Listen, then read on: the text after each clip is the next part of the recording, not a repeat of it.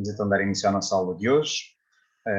Continuamos neste módulo 2, na temática da pedagogia do futebol. Vamos hoje falar um pouco sobre a relação treinador-jogador e os aspectos que estão relacionados com o treinador enquanto gestor.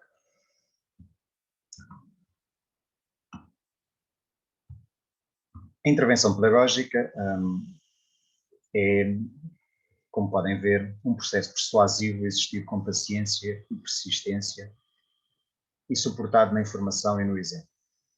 Quer isto dizer que o papel do treinador, o papel do professor, é essencialmente um papel pedagógico que deve procurar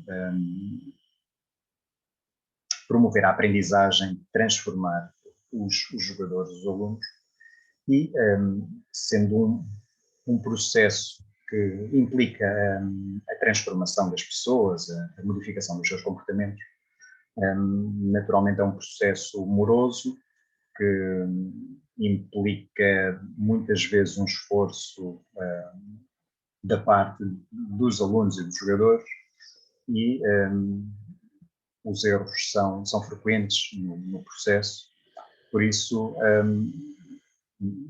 temos de ter consciência de que é dever do professor, do treinador, exercer esta sua intervenção com paciência, sabendo que os resultados não serão visíveis de imediato, que eles demorarão tempo a aparecer, que as transformações demoram sempre algum tempo a poderem ser visíveis,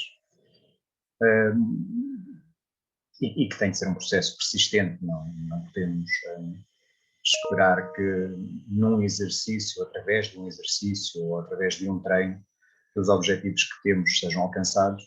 É necessário haver um conjunto mais vasto de exercícios, de treinos, no fundo, uma repetição sistemática daquilo que deve ser realizado para que, efetivamente, os resultados desejados possam ser alcançados. Quando falamos de treino, de aprendizagem, é sempre importante termos a noção de que os efeitos são sempre visíveis no médio e no longo prazo e raramente no curto prazo. Por outro lado, não devemos ignorar que os alunos, os jogadores, não fazem apenas aquilo que lhes é pedido, não realizam apenas os exercícios que lhes são propostos, mas também olham para o professor, para o treinador, para aquilo que ele diz, para aquilo que ele faz, para a forma como ele age, como ele se comporta. Por isso esta questão do exemplo é uma questão também importante, porque efetivamente tem um impacto também muito grande nos alunos, nos jogadores, que veem o treinador como um referencial, como alguém a seguir, como alguém que tem uma influência significativa na sua vida. Por isso, é importante termos em conta que a nossa forma de ser, a nossa forma de estar, a nossa forma de nos comportar, nos vai servir também de exemplo para os nossos jogadores, para os nossos alunos. Ora, quando nós estamos no futebol, isto tem uma influência muito grande, porque temos de ter muito claro se esta nossa intervenção no futebol visa utilizar este desporto como um meio para atingir determinados objetivos, ou se, por outro lado, nós estamos ali apenas com um fim muito específico e a forma como alcançamos esse fim não importa muito. Eu creio que devemos privilegiar a primeira possibilidade, encarar o futebol como um meio de formação, de transformação do homem e não como um fim em si mesmo, o que quer dizer que temos de ter muito cuidado com as nossas intervenções, temos de ter a consciência de que a forma como vamos interagir com os jogadores, como vamos relacionar com os jogadores e com os alunos, o tipo de exercícios que vamos propor, a forma como os propomos, a nossa intervenção durante esses mesmos exercícios vai ter consequências nos jogadores, nos alunos, nas aprendizagens, naquilo que serão os seus comportamentos. E estes comportamentos resultam muitas vezes de um sistema de valores que frequentemente são implícitos, que nós não os explicitamos, mas que acabam por transparecer naquilo que é a nossa intervenção diária, naquilo que é a forma como nós permitimos ou não determinados comportamentos, como nós valorizamos, reforçando ou não reforçando algumas atitudes e, por isso, importa não deixarmos de ter o cuidado de estar muito conscientes de que a nossa intervenção pedagógica vai também ter uma influência decisiva nos valores que iremos incutir nos nossos jogadores, nos nossos alunos. Temos valores como, por exemplo, a responsabilidade, como o espírito de equipa, como o altruísmo, a disciplina, a tolerância, a perseverança, a verdade, o respeito, a solidariedade, a dedicação, a justiça, entre muitos outros. Que, volto a dizer, que são valores que não se aprendem pela palavra. Ninguém é tolerante porque lhe dizem para ser tolerante, ninguém é altruísta porque lhe pedem para ser altruísta, mas estes valores são essencialmente transmitidos e incutidos através daquilo que é o exemplo que nós vemos, através da prática diária que vivenciamos e muitas vezes estes valores são, não diria menosprezados, mas pelo menos de alguma maneira não são das principais preocupações dos treinadores. Naturalmente, todos os treinadores, todos os professores terão consciência da importância destes valores. Seguramente que todos estaremos de acordo naquilo que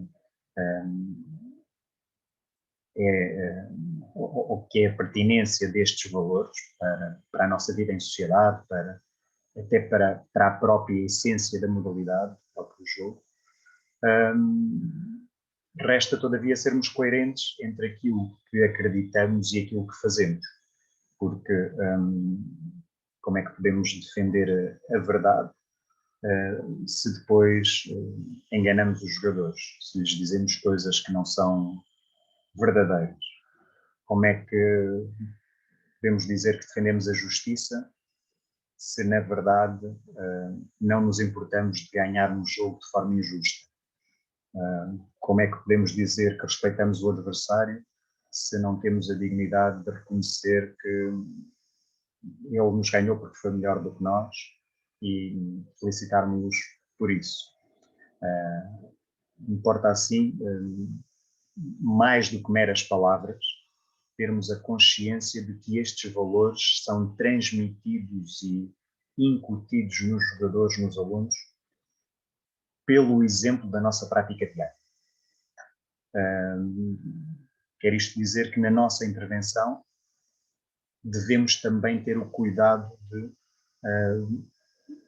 de uma forma consciente, ter a noção de que o que vamos dizer, o que vamos fazer, vai sempre transmitir um conjunto de valores aos jogadores e importa, por isso, termos o cuidado de transmitir os valores que, efetivamente, são mais interessantes, são mais apropriados naquela situação, naquele contexto.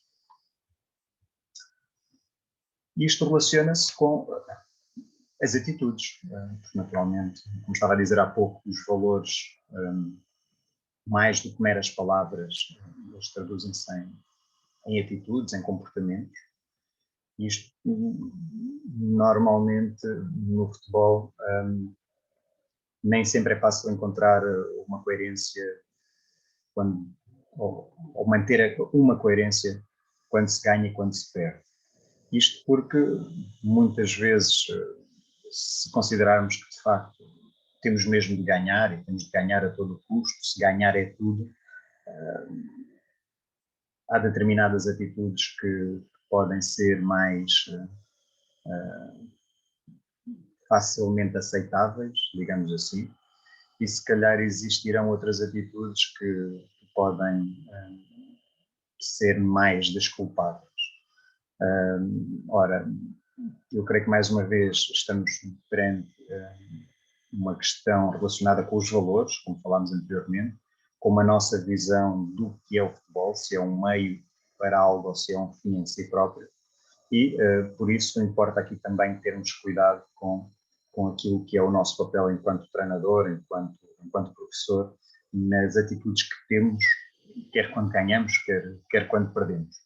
E volto a chamar a atenção, importa ter aqui alguma coerência nesta relação entre os valores que dizemos defender, entre as atitudes que temos e a forma como nós nos comportamos quando ganhamos ou quando perdemos.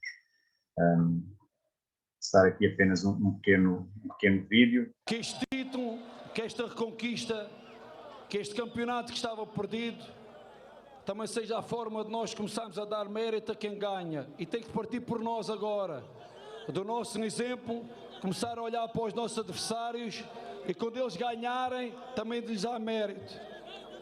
Porque só assim é que também quando nós ganhamos, eles vão-nos começar a dar mérito. Este é apenas um pequeno exemplo que procura de alguma maneira refletir aquilo que estávamos a dizer anteriormente sobre as atitudes que devemos ter na vitória, o que devemos procurar fazer, assumir, dizer, aproveitando a importância e a relevância social que tem o papel do treinador. Ora, se na vitória é preciso, como se costuma dizer, saber ganhar, respeitar os adversários para poder ser respeitado, na derrota as preocupações têm de ser as mesmas, naturalmente há um conjunto de valores que se têm de manter e que não é por se perder um jogo que se devem perder os valores ou os princípios. If the goal from Raheem in the last minute that it was offside, at the end is goal, and Tottenham go out for one offside is not regular, it's so tough for Tottenham, I don't like that. We were to the semi-finals for the FA Cup from one goal from offside from Sergio in Swansea game. And Swansea game is not nice for them, 2-2, we play so good, we create the chances and we win and go to semi-finals against Brighton with one goal is not regular, it was offside. So that's why VAR support him a lot to be fair. That is what it is. Another matches they are not agree with the VAR. Maybe now they are, but they were not agree. Apenas um outro exemplo também de um discurso que se pode ter também quando se ganha sabendo que a forma como se ganhou não foi regular, mais uma vez, tal como falámos anteriormente, os valores da verdade, da justiça, que naturalmente têm de também ser mantidos de uma forma coerente, quer quando se ganha, quer quando se perde, e creio que não deverão ser as vitórias ou as derrotas desportivas a modificar os valores que temos, os valores que acreditamos, os princípios que defendemos. E isto porque, naturalmente, nós esperamos algumas coisas dos treinadores. Os treinadores têm um papel relativamente importante e com um impacto significativo, não só junto dos jogadores, em primeira instância, mas também em termos sociais. E uma das, digamos assim, um dos aspectos que se espera de um treinador é que, de facto, ele promova o espírito esportivo, porque se está no desporto, o espírito esportivo é essencial. também, como dissemos anteriormente, que seja paciente perante os erros e as dificuldades de aprendizagem. Seguramente que as aprendizagens não serão instantâneas, que os jogadores irão errar muitas vezes naquilo que vão fazer até conseguirem aprender o que é pretendido, melhorar a capacidade solicitada, e por isso o treinador tem de estar consciente de que o erro faz parte do processo de aprendizagem, a aprendizagem é difícil e deve procurar incentivar os jogadores a superarem essas dificuldades. Relativizar o conceito de sucesso, como estava a dizer anteriormente, não é por ganhar ou por se perder que isso deve alterar os nossos valores, os nossos princípios. Nem sempre quando se ganha está tudo bem, mas também quando se perde não estará tudo mal. Quer dizer que a vitória ou a derrota em termos desportivos não terão necessariamente a ver com a maior ou menor competência do treinador ou dos jogadores naquele jogo, naquele momento, naquele contexto. Por isso é preciso, de alguma maneira, relativizar este conceito de sucesso e perceber que existem outros aspectos também que definem a competência das pessoas. O treinador deve estimular e regular a superação. Naturalmente, a aprendizagem faz-se levando os jogadores aos limites, para que eles possam estar nos limites e para que possam conseguir fazer o que não faziam anteriormente, vão ter de superar. E este é um papel importante que cabe ao treinador, que é estimular e regular esta superação, de alguma maneira garantindo que os jogadores não ultrapassam os limites para não se lesionarem, para não terem outros efeitos negativos ou adversos, mas também não ficarem aquém dos seus limites, porque senão não se irão superar. O treinador deve criar um ambiente facilitador da aprendizagem. Naturalmente, a aprendizagem pode acontecer de forma mais ou menos facilitada, dependendo do contexto onde se está, do ambiente que se vive, das condições que foram criadas para que esta aprendizagem seja proporcionada. E cabe ao treinador a responsabilidade de criar esse ambiente. Espera-se também que o treinador seja justo e imparcial, tratando de forma justa e imparcial os jogadores, que seja um comunicador. No fundo, não é possível o treinador não comunicar com os jogadores, dirigentes, adeptos, público, pais, comunicação social, diferentes pessoas com quem o treinador tem de comunicar. E esta é uma característica indissociável da modalidade, da responsabilidade do treinador na modalidade. É que, efetivamente, ele não pode não comunicar, está permanentemente a comunicar com os jogadores. Naturalmente, estes são apenas alguns pontos que destacamos naquilo que são as responsabilidades de um treinador e na importância de assumir esta responsabilidade para que o seu papel possa ser cumprido. Será que na formação é diferente? Eu aqui não vejo nestes papéis uma diferença entre um treinador de formação, do futebol de formação, das idades mais jovens, ou o treinador de equipas séniores ou até de equipas de alta competição, equipas profissionais. No fundo, este papel do treinador é relativamente semelhante ao longo dos diferentes níveis ou escalões etários. Naturalmente que existirão algumas especificidades que poderão fazer sobressair mais alguns aspectos do que outros. Quando falamos essencialmente da formação, e esta imagem creio que representa de uma forma muito interessante, é que por vezes podemos ter a tendência para criar condições iguais para todos, para procurar tratar todos por igual, quando efetivamente aquilo que devemos procurar é, como dizíamos anteriormente, ser justos. Quer dizer que temos de, na procura pela individualização, procurar dar a cada jogador o que ele precisa.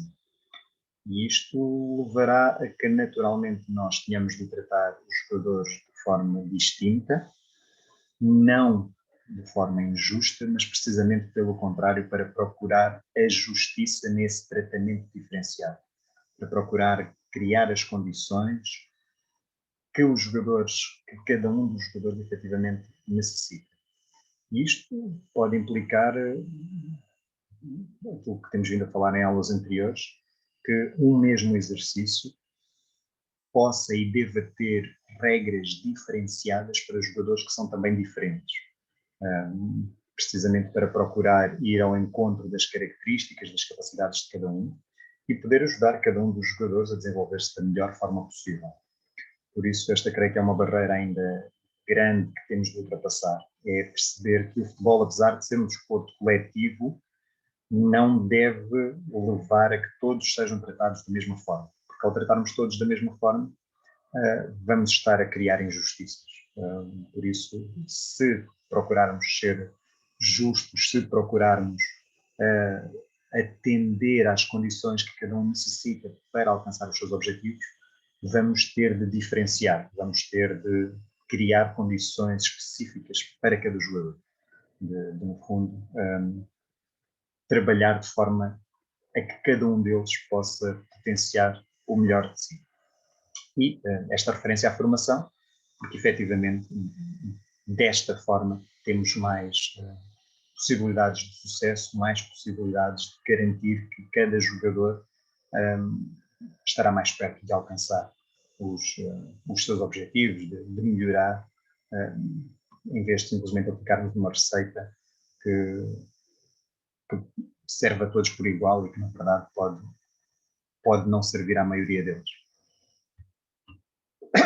Ora, isto coloca-nos aqui outras questões também, muito em particular quando falamos de futebol de formação, porque muitas vezes se tende a encarar o futebol de formação como uma miniatura do futebol sénior, como um futebol adulto para os mais pequeninos.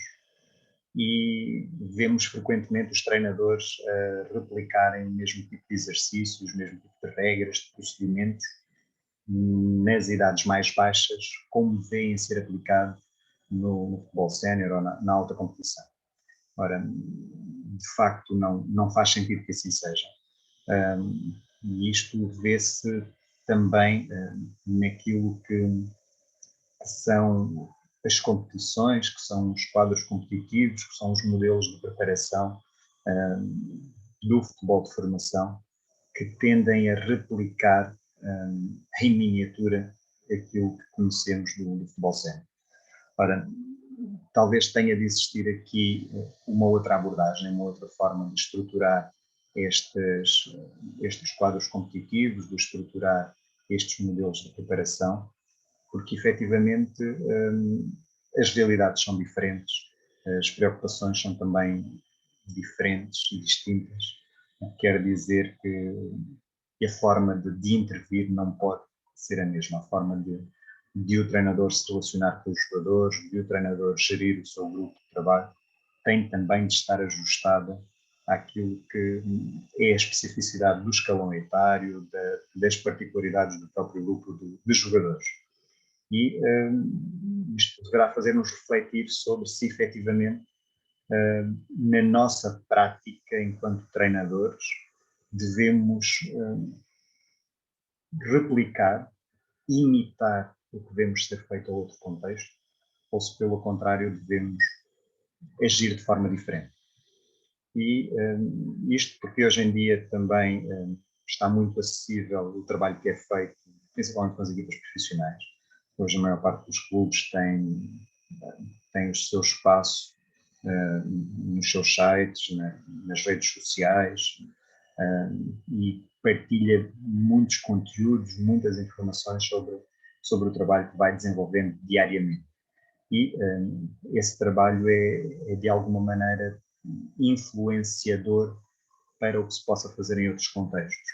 Mas cabe-nos a nós, quando vamos ao YouTube, por exemplo, ver um vídeo de um treino do Real Madrid, perceber se aquilo que os jogadores profissionais do Real Madrid fazem num treino, se é o mesmo que nós devemos fazer num treino com meninos ou meninas de 10 anos, que não têm nada a ver com aquelas condições, que não têm características que se assemelhem a nada àquilo que vimos.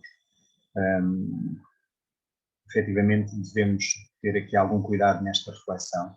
Devemos, de alguma maneira, procurar ser críticos relativamente àquilo que são as nossas decisões, que é a nossa intervenção, que é a nossa forma de procurar desempenhar o nosso papel no contexto onde estamos, mais do que simplesmente imitar ou viver um sonho que não é o nosso. Procurarmos, no fundo, perceber qual é que é o nosso contexto, qual é a nossa realidade e qual a melhor forma de poder resolver os problemas que se nos colocam, atingir os objetivos a que nos propusemos, face às condições que temos, ao contexto onde estamos. Uma das questões que se coloca muitas vezes, quando falamos também de futebol de formação, isto é relacionado com isto que temos vindo a falar, prende-se com esta questão de competir ou não competir, de haver competição ou não, os moldes que devem ter as competições, em que idades, como é que se deve valorizar ou não o resultado desportivo. E deixo-vos apenas um vídeo sobre esta questão também.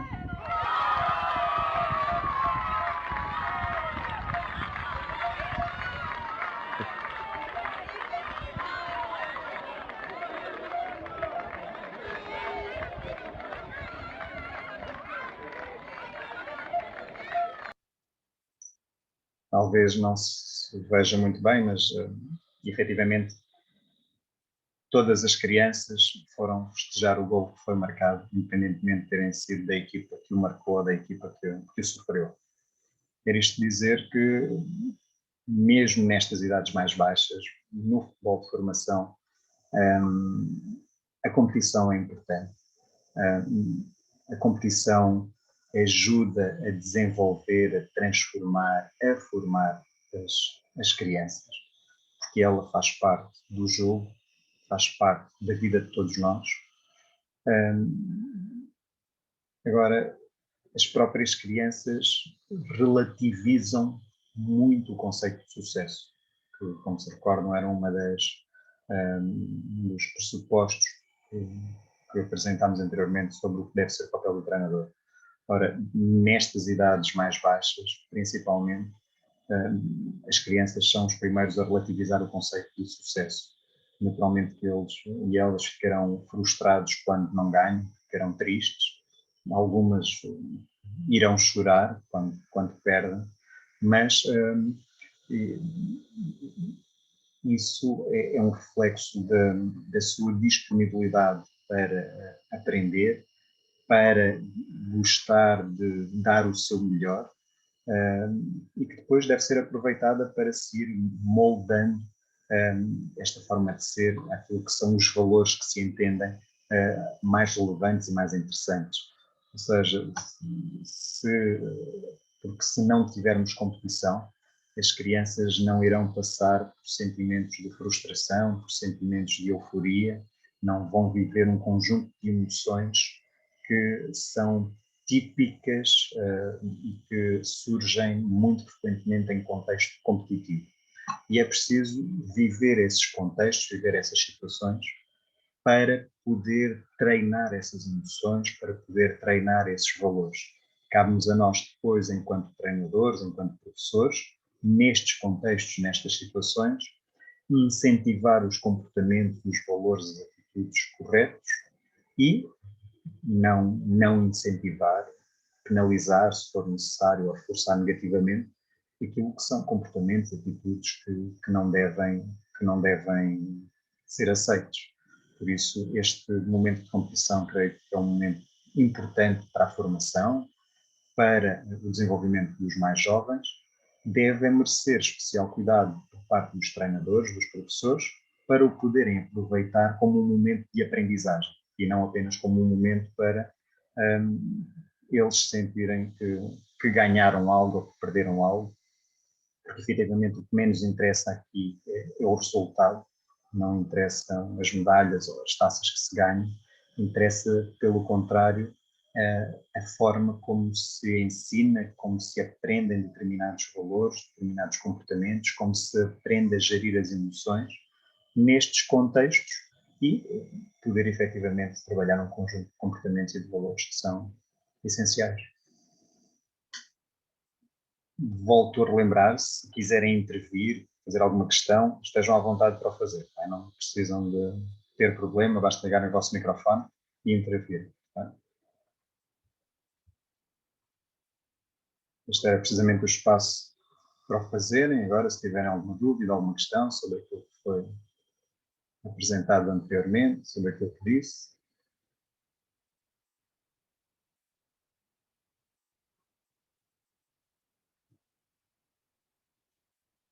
Não? Ok.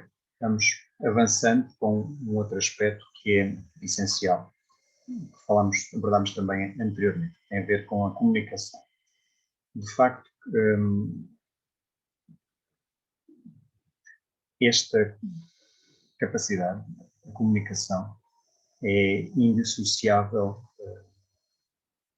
da profissão de treinador ou de professor.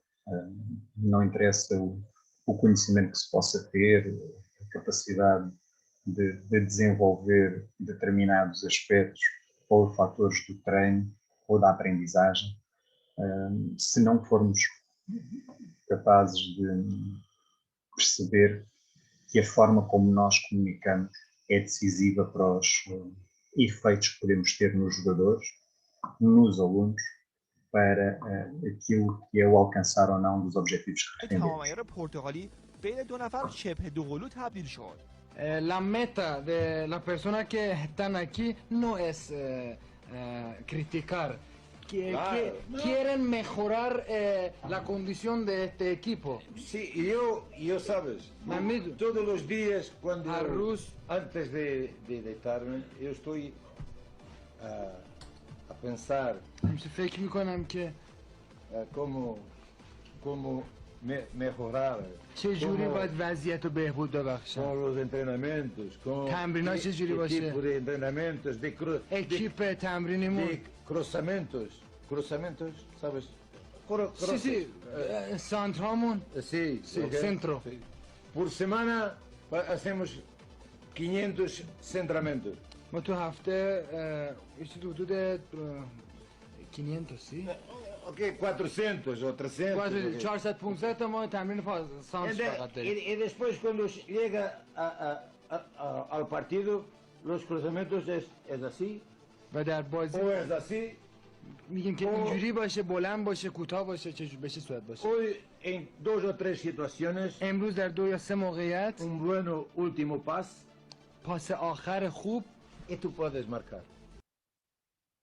Este é apenas um exemplo, já com alguns anos, mas que mostra de facto a importância da comunicação, que se é um fator relevante quando a temos de fazer na nossa língua materna, quando falamos todos a mesma língua, naturalmente que esta comunicação traz desafios acrescidos quando temos de viver um contexto distinto, temos de utilizar uma linguagem diferente daquela que nos é natural, temos eventualmente de comunicar com alguém que tem outros referenciais diferentes dos nossos.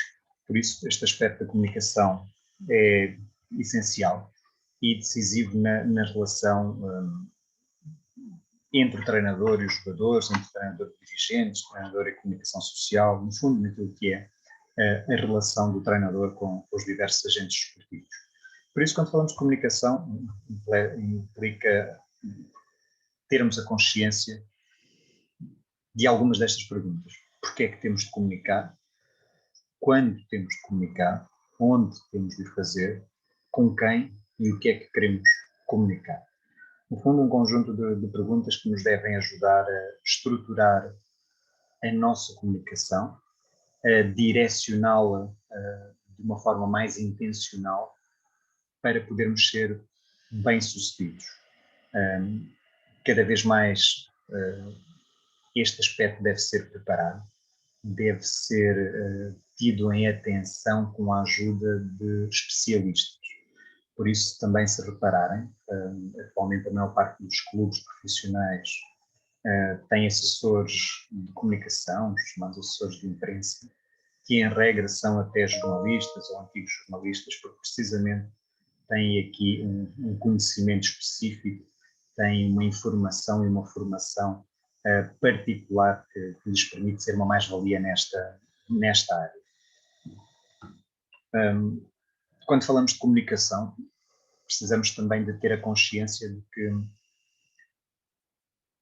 aquilo que mais pesa não é o que dizemos, muito menos o que escrevemos, é a comunicação não verbal.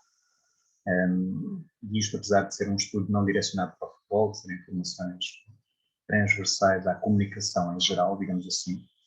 Ora, se nós procurarmos de alguma maneira extrapolar isto para o futebol, percebemos que essencialmente a lógica será relativamente semelhante, que aquilo que dizemos com o corpo é muito relevante e terá um efeito muito forte sobre os outros.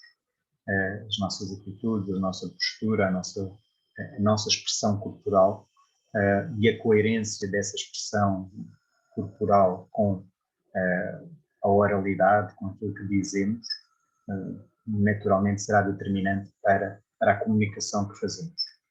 Quer isto dizer que precisamos de perceber que existem alguns fatores da comunicação, verbal e não verbal, vamos apenas ficar nestas duas, que importa termos consciência e podermos dominar.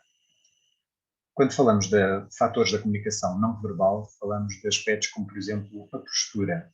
Como é que nós temos o nosso tronco, os membros, a posição da relação centro-massa à base de apoio, em que naturalmente se estivermos avançado o centro de massa em relação à base de apoio, teremos uma postura mais agressiva, mais ofensiva. Se estivermos com o centro de massa recuado, então já estaremos mais à defesa, muito mais cautelosos ou mais zelosos. A roupa que utilizamos, o tipo de roupa, as cores da roupa que temos. Por exemplo, uma coisa relativamente que parece relativamente banal, mas que também acaba por ter uma mensagem, um significado, que é o tipo de roupa que o treinador usa em dia de jogo. Se usa de fato e gravata ou se vai de fato de treino, naturalmente tem também implicações no tipo de mensagem que transmite. O que fazer às mãos, a posição das mãos, os movimentos que se fazem, pode transmitir também segurança, confiança, pelo contrário, insegurança, dúvida, receio. Os acessórios que se utilizam, os brincos, tatuagens, piercings, por exemplo, que acabam também por, de alguma maneira, influenciar e comunicar também com os outros. Os gestos que realizamos, os movimentos, se estamos parados, se estamos sempre a deslocar-nos de um lado para o outro, se a velocidade a que o fazemos, as expressões faciais, o sorriso ou não, o olhar entristecido ou mais sorridente, acaba também por ter influência sobre os outros. Falávamos há pouco dos gestos, falamos aqui também da marcha, a forma como caminhamos, como corremos, acaba também por ser essencial na comunicação não verbal. O contacto corporal que temos ou não, a proximidade que temos ou não temos, o nosso espaço vital, isto é, a distância que mantemos dos outros e como estamos ou não confortáveis com determinado tipo de distâncias a outras pessoas, e a autenticidade, ou seja, falávamos anteriormente da coerência entre o que dizemos e o que fazemos com o corpo. E quando falamos de comunicação não verbal, há aqui um aspecto muito intuitivo que nos leva a perceber esta questão da autenticidade, relacionando o que estamos a ouvir com o que estamos a ver. Por isso, importa, de alguma maneira, atender a estes que são fatores relevantes da comunicação não verbal e que são decisivos para que a mensagem que pretendemos possa efetivamente chegar aos destinatários como pretendemos.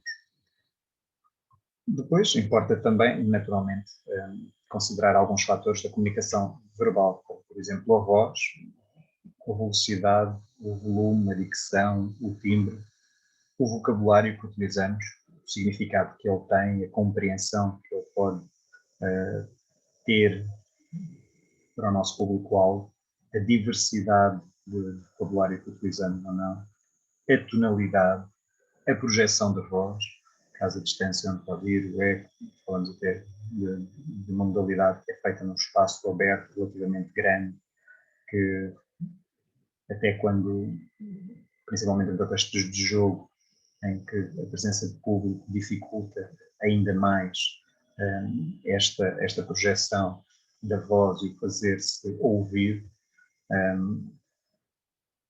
a pausa, ou as pausas, o silêncio, a emoção, o timing, o ênfase, são tudo aspectos também relevantes em termos de comunicação verbal.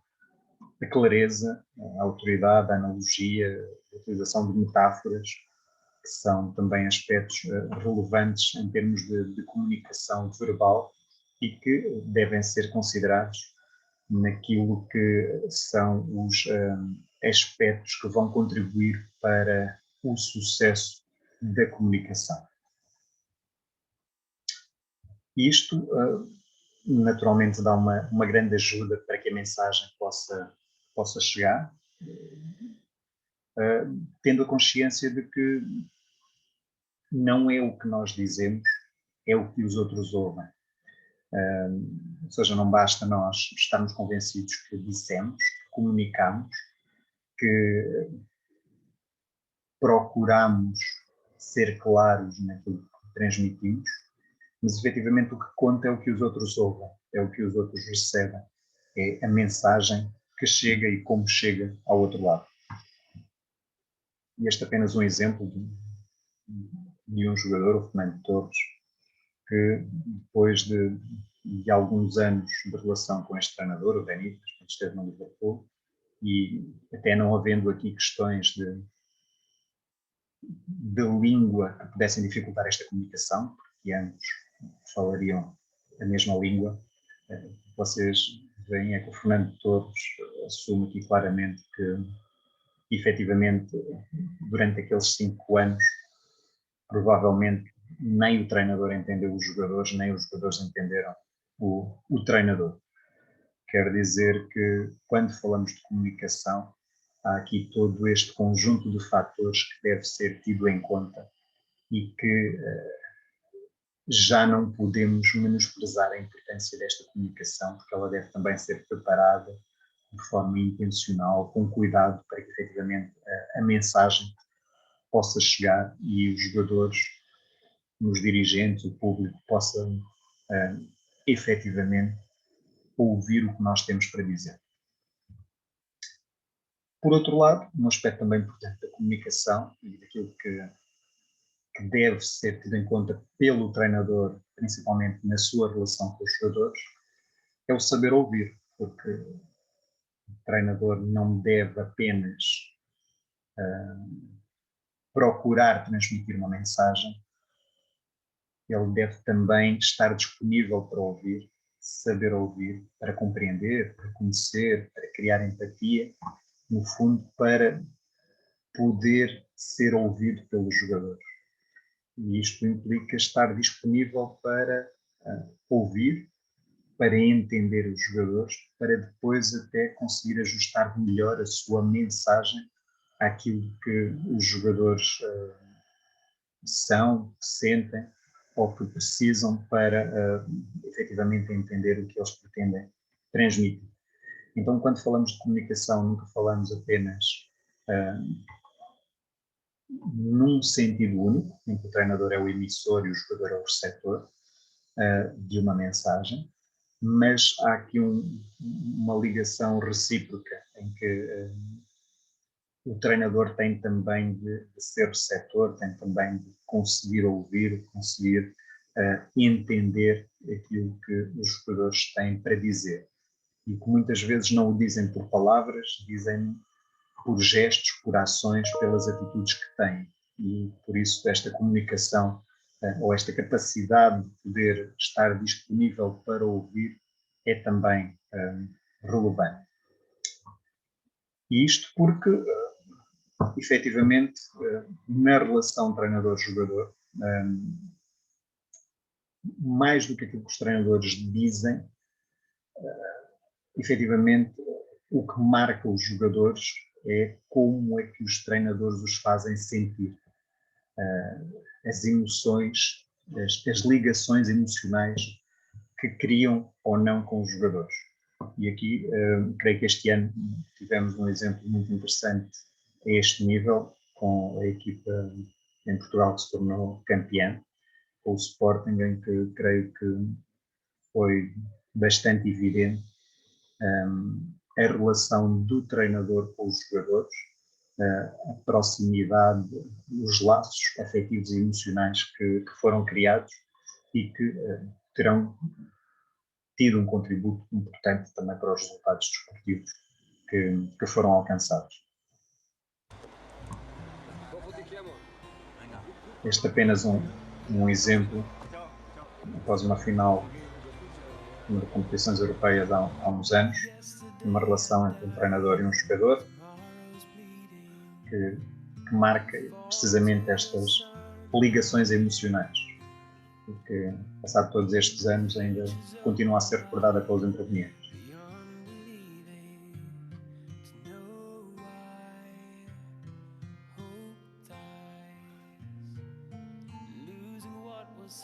I'm very happy at Inter. I'm not happy in Italian football. Why not? Because I don't like. Queria dizer que, efetivamente, a comunicação é decisiva para esta relação treinador-jogador, porque a aprendizagem, aquilo que os jogadores vão poder fazer ou não, vai depender muito daquilo que é o peso desta relação treinador-jogador. Por isso, é importante esta comunicação ser preparada pelo treinador. É importante que o treinador consiga utilizar com critério o elogio e a repreensão também, que no fundo, tal como falámos anteriormente, em termos de ser justo, de ser imparcial, de procurar ter na sua intervenção uma coerência entre os valores que defende e as atitudes que pratica. É importante também, em termos de comunicação, usar com critério o elogio, não deixar de reconhecer de forma positiva aquilo que os jogadores fazem bem, mas também não deixar de repreender ou de sinalizar negativamente aquilo que os jogadores não fazem bem, para que possam, de alguma maneira, ir ajustando também as suas atitudes, os seus comportamentos, os seus valores, as suas ações àquilo que é pretendido.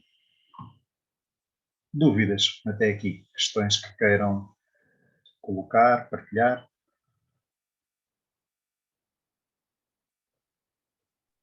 Professor, Dorival, bom dia. Bom dia. A questão da comunicação, acho que eu penso assim, que seja uma das mais importantes assim no contexto geral. Acho que supera até as questões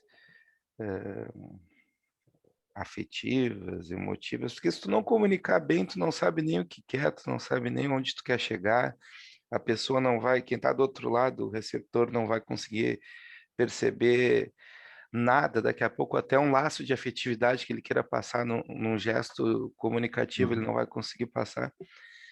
E hoje, cada vez mais, a gente vê, pelo menos eu tenho essa percepção de ver os treinadores tentando de uma maneira ou outra evoluir evoluir nesse sentido. E parte muito mais do interesse do próprio treinador do que qualquer instituição ou qualquer outra pessoa de fora, né? Parte muito da iniciativa do próprio treinador. Mas eu vejo que também existe um pouco, por exemplo, eu participei de alguns cursos na Federação Portuguesa e essa preocupação, e já participei na CBF no Brasil também de algumas formações, e eu vejo que essa preocupação,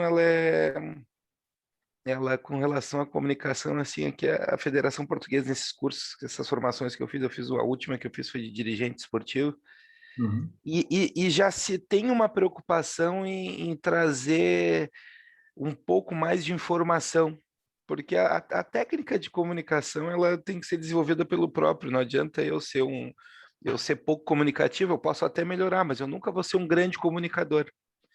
E eu vejo assim, a Federação Portuguesa muito preocupada nesse sentido, assim, de fazer os treinadores evoluírem em outros segmentos também, além da comunicação, mas eu vejo assim a preocupação muito grande, né, nesse sentido.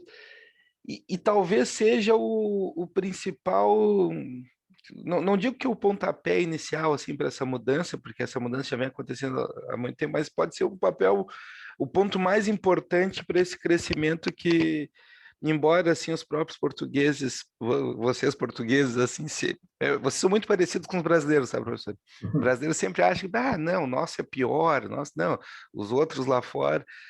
Mas eu vejo Portugal assim num caminho bem interessante assim na evolução, né, dessa parte formativa dos treinadores.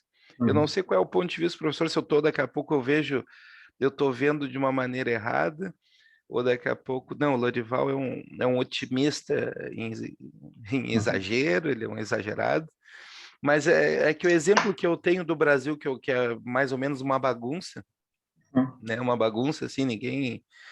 E realmente, por ser um país muito grande, as oportunidades não são tantas. Aliás, as boas oportunidades, né? No Brasil tem muita oportunidade, mas as boas são escassas, assim. Então, eu vejo o Brasil muito, muito atrás nesse sentido, professor. Era só uma colocação que eu queria fazer. Sim, agradeço a sua partilha, Lorival. Eu confesso que o Brasil não tem muita noção como é que esta questão é tratada. Em Portugal, efetivamente, daquilo que eu sei, este é um aspecto que cada vez mais é considerado como relevante. Até porque, efetivamente, se reconhece que o treinador tem uma exposição muito grande e que não é possível não comunicar sem treinador.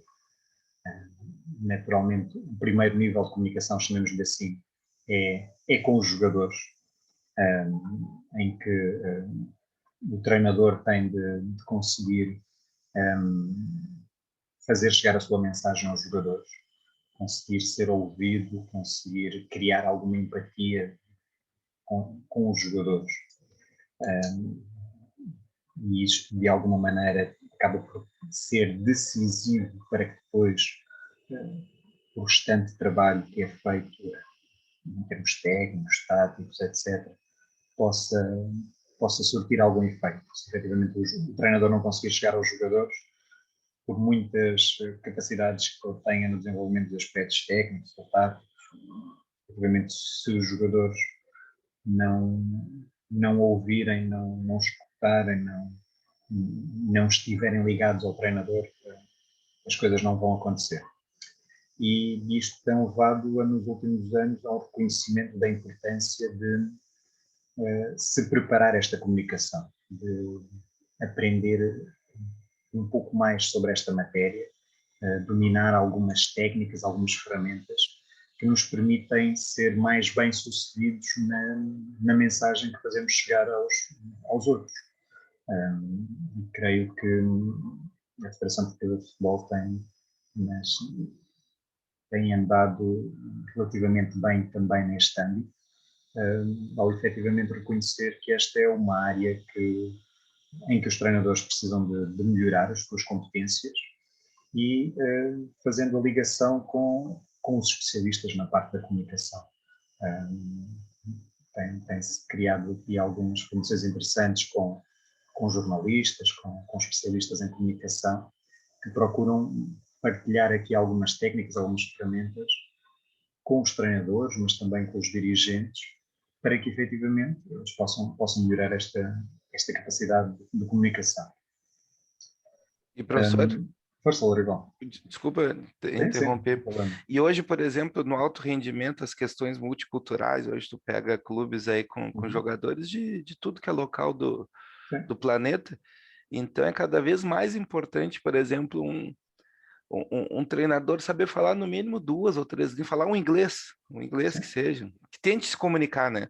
Porque tu teres um tradutor, um intérprete no lado, é diferente do tu receber a mensagem direto e tu compreender a mensagem, perceber aquela mensagem direto do teu líder, digamos, do teu treinador, do que um intérprete, ele pediu para fazer isso, tu tem que fazer aquilo. Já se perde ali digamos assim, aquela relação o laço mais afetivo da relação, né? Então tem um intermediário no meio. E no alto rendimento isso é gritante. Tu pega hoje atletas aí de tudo que é lugar do planeta, colocam-se nos melhores clubes. Se tu não tiver essa empatia de tentar melhorar a tua comunicação, de tentar perceber melhor o que teu atleta está dizendo, o fracasso é teu companheiro ali na frente, pode ter certeza. Sim. Cada vez mais esta circulação de jogadores e treinadores pelo mundo leva a que efetivamente se tenha de encontrar aqui uma linguagem que seja comum, e o inglês assume-se aqui como a língua que permite esta interação mais simplificada. Mas muitas vezes não é só o inglês, depende muito também do contexto para onde se vai trabalhar.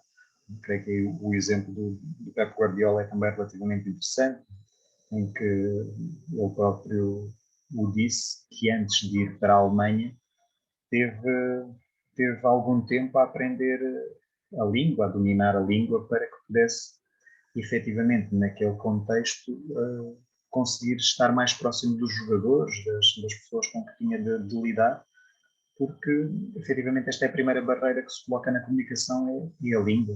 Se nós não falamos a mesma língua, vamos ter uma barreira muito grande para transpor. E por isso é que também creio eu que por vezes temos alguns treinadores que podem não ter tantas possibilidades de sucesso em outros países onde esta língua efetivamente se torna uma barreira.